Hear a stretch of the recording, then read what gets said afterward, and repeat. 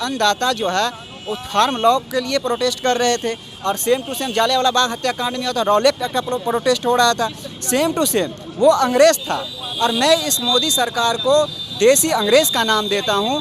और ये जालियांवाला बाग हत्याकांड को उन्होंने रिपीट किया है। लोग इतिहास इसलिए पढ़ते हैं कि इतिहास रिपीट ना हो, इतिहास से सीख ले, लेकिन ये बेवकूफ़ सरकार बैठ गई है, डिक्टेटरशिप कर रही है और इतिहास को, हिस्ट्री को उसने रिपीट कर दिया है। आप सरकार चलाने के लिए बैठे हैं, देश में शांति क्यों नहीं बहाल कर पा रहे हैं?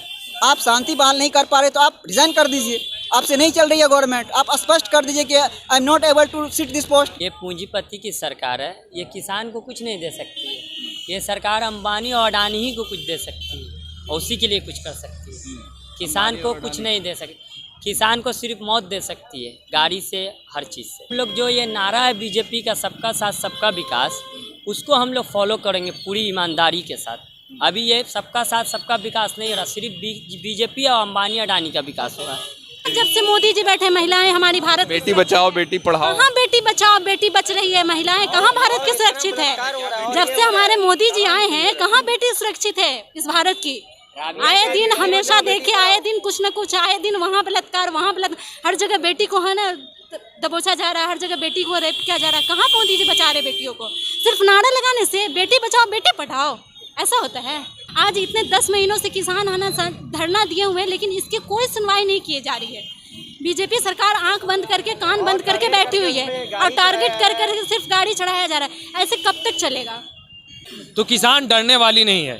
किसान के खेतों में अगर शेर भी आता है, जंगली जानवर सुअरें भी आती हैं तो उनसे मुकाबला करता है। ये जंगली सुअरें हैं जो जिस तरह से किसानों पर हमला करते हैं। कौन है जंगली सुअर? जी, जो किसानों पर हमला करते हैं, किसानों की हत्या कर रहे हैं, ये सब जंगली सुअरें हैं। योगी मोदी शर्म करो, योगी मोदी शर्म करो। अभी हम लोग मौजूद हैं शहीद कारगिल चौक पे। जी हाँ, ये पटना का गांधी मैदान का कारगिल चौक है। लखीमपुर खीरी में जो किसानों पर गाड़ियाँ चढ़ाई गई और किसानों को रौंदा गया, उसको लेकर पूरे भारतवर्ष में आक्रोश का माहौल है। और ख़ासकर जो विरोधी पार्टियां हैं और जो विपक्ष है, वो सरकार को चारों तरफ से घेरने में लगी हुई है और किसानों के मांग को लेकर लगातार विपक्ष आवाज़ उठाती रही है। अब यहाँ पे मौजूद हैं हम शहीद कारगिल चौक पे, गांधी मैदान पटना में।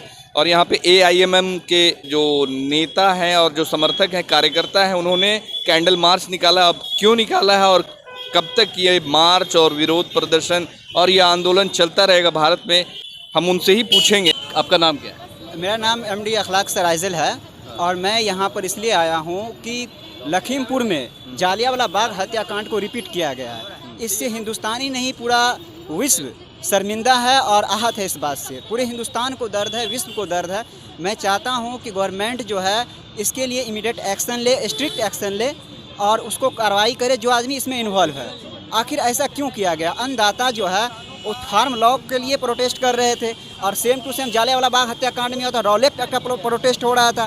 सेम टू सेम वो अंग्रेज़ था और मैं इस मोदी सरकार को देसी अंग्रेज़ का नाम देता हूं। और ये जालियांवाला बाग हत्याकांड को उन्होंने रिपीट किया है। लोग इतिहास इसलिए पढ़ते हैं कि इतिहास रिपीट ना हो, इतिहास से सीख ले, लेकिन ये बेवकूफ़ सरकार बैठ गई है, डिक्टेटरशिप कर रही है और इतिहास को, हिस्ट्री को उसने रिपीट कर दिया है। ये बहुत ही शर्मिंदगी वाली बात है।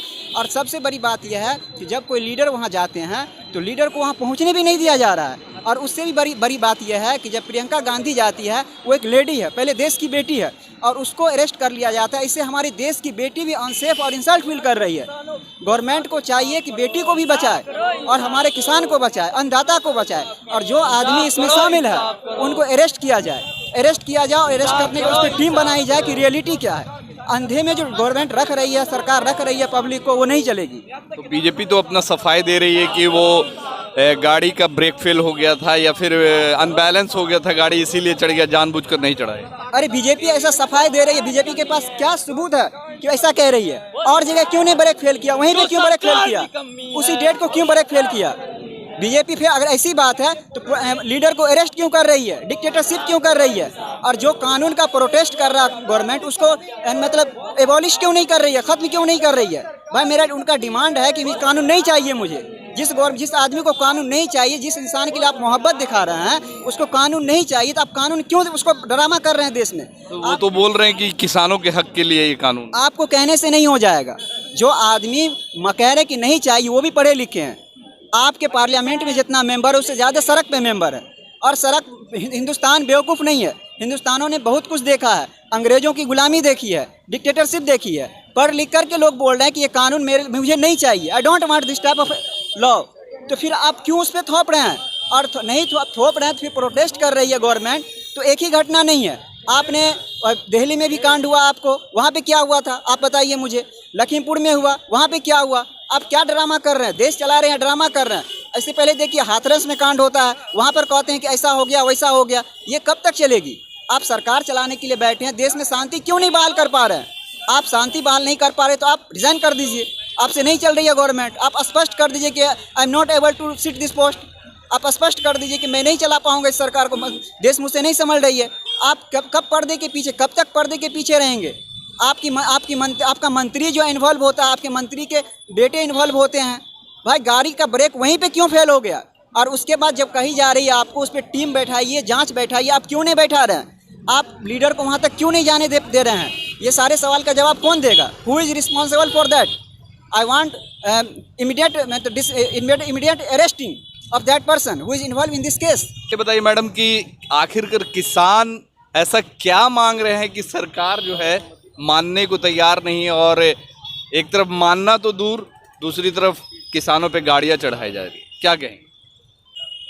आप बताएं। ये पूंजीपति की सरकार है, ये किसान को कुछ नहीं दे सकती है। ये सरकार अंबानी और अडानी ही को कुछ दे सकती है और उसी के लिए कुछ कर सकती है। किसान को कुछ नहीं दे सकती। किसान को सिर्फ मौत दे सकती है, गाड़ी से, हर चीज़ से। सभी को मिलेगा। 15 रुपये भी नहीं आया किसी के अकाउंट में। 15 रुपये भी नहीं आया? और आपके अकाउंट में नहीं आया? किसी के अकाउंट में नहीं आया, हमारे अकाउंट में आया, किसी के अकाउंट में नहीं आया। मोदी जब से बैठा है तब से सिर्फ देश को ठगने ही का काम करता है। मोदी जी है, थोड़ा इज्जत दीजिए, बैठा है बोल रहे हैं। मोदी जी तो वो इज्जत के लायक है जो उनको इज्जत दिया जाएगा। उनको तो मोदी बोलना भी प्रधानमंत्री, माननीय प्रधानमंत्री। नहीं।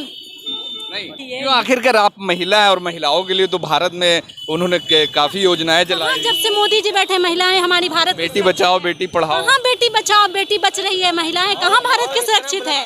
जब से हमारे मोदी जी आए हैं कहाँ बेटी सुरक्षित है इस भारत की?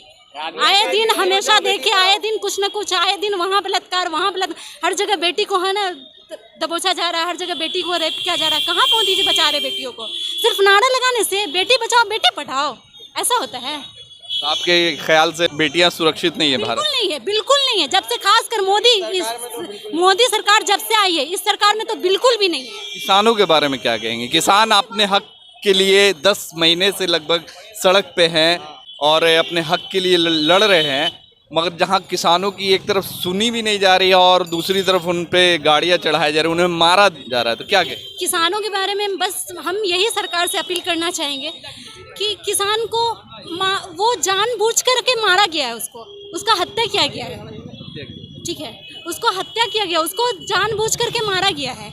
आज इतने 10 महीनों से किसान है ना धरना दिए हुए हैं, लेकिन इसकी कोई सुनवाई नहीं की जा रही है। बीजेपी सरकार आंख बंद करके, कान बंद करके बैठी हुई है और टारगेट कर सिर्फ गाड़ी चढ़ाया जा रहा है। ऐसे कब तक चलेगा? 42 लाख रुपया मुआवजा भी दिया है ये वहाँ की गवर्नमेंट। जान लेकर के करोड़ों रुपया जान से वापस आती है क्या? नौकरी भी दी जा रही है। नहीं, जान से इसका मुआवजा, नौकरी से और उसके जान से है ना, मतलब करोड़ों रुपए का मुआवजा लगाते हैं। यही हमारी बीजेपी सरकार। ये किसान आंदोलन को दबाने की साजिश है। जिस तरह से किसान जब से अभी तक तीनों कृषि कानून जो है उसके खिलाफ में प्रदर्शन कर रहे हैं, उसके लिए लगातार सरकार तो सुन नहीं रही है, चाहे राज्य सरकार हो या सेंट्रल गवर्नमेंट हो, मोदी सरकार हो, उसके एक तरह से पैतरे आजमा रही है कि किस तरह से इनको यहाँ से हटाया जाए। जो भी किसान, कितने दिन हो गए, कई महीनों हो गए, सालों होने जा रही है। अभी बताइए कि अभी ये जो कांड हुआ है इसके बाद से किसान क्या डर जाएंगे या फिर मजबूती से सड़कों पे और नजर आएंगे? दुनिया में जितने भी इंसान हैं वो भी किसान के द्वारा उपजाई गई अनाज को ही खाकर अपने जीवन यापन करते हैं। तो किसान डरने वाली नहीं है। किसान के खेतों में अगर शेर भी आता है, जंगली जानवर सुअरें भी आती हैं, तो उनसे मुकाबला करता है। ये जंगली सुअरें हैं जो जिस तरह से किसानों पर हमला करते कौन है जंगली सुअर? जी, जो किसानों पर हमला करते हैं, किसानों की हत्या कर रहे हैं, ये सब जंगली सुअरें हैं जी। तो जैसा कि आपने देखा कि इनका गुस्सा जायज़ है कहीं ना कहीं, और ये किसानों के हक के लिए खड़े हैं सड़कों पे। और इन जो सरकार ने जो वादा किया था किसानों के विकास के लिए और सबका साथ सबका विकास के लिए, ये कहीं ना कहीं फेल है। इसीलिए इस बार बदलाव होगा और ज़रूर होगा। आने वाले इलेक्शन में इसका असर देखा जाएगा। वीडियो कैसा लगा ज़रूर बताएं। हमारे चैनल को सब्सक्राइब नहीं किया तो सब्सक्राइब कर लें, हमारे फेसबुक पेज को फॉलो करें, लाइक करें, शेयर ज़रूर करें। तब तक के लिए जय हिंद, जय भारत, जय जवान, जय किसान।